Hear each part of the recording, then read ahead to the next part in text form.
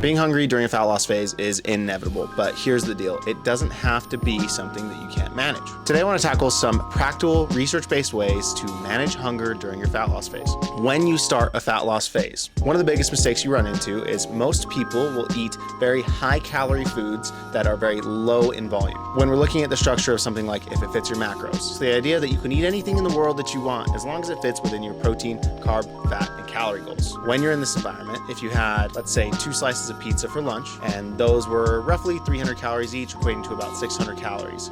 600 calories with 2 slices of pizza is going to be way less satiating than if you had the same quantity in rice, potatoes, chicken breast, salmon, tilapia, etc. When you have these hyper-palatable foods that are high in calorie and low in volume, generally within 30 minutes to an hour, you're going to be hungry again. If you just consumed 600 calories of pizza and in less than an hour you're hungry again, you're going to consume more calories. So when you're making your food choices, you need to make sure you're looking at food from a volume aspect as well. We want high quality, nutrient dense foods that are low in calorie and high in volume. This is an extremely easy way to make sure that you are full and satisfied through the day, and this will reduce the likelihood of you going over your total calorie goals. So what kind of foods should you be consuming? According to research, these are the top 3 most satiating foods you can consume. Number 1 on this list is going to be boiled potatoes. If you were to have a whole baked potato or diced potatoes and have a 8-ounce serving in that's going to keep you full for hours. Number 2 on the list is going to be high protein sources. So we're talking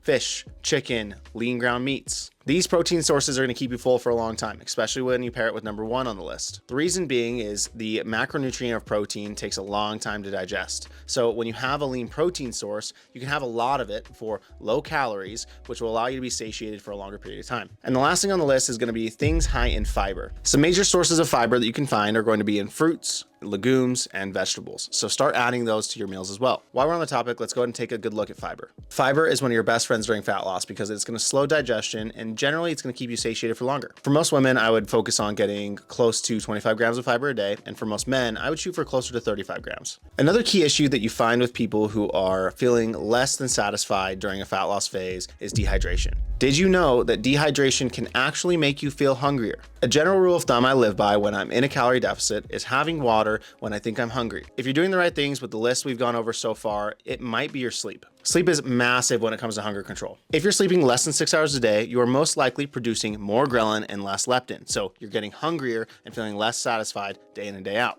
That means you'll naturally crave more food. And usually when you crave more food, it's all the munchy little hyper-palatable things that are high in calorie. Prioritizing at least 7 to 9 hours of sleep is going to help drastically with your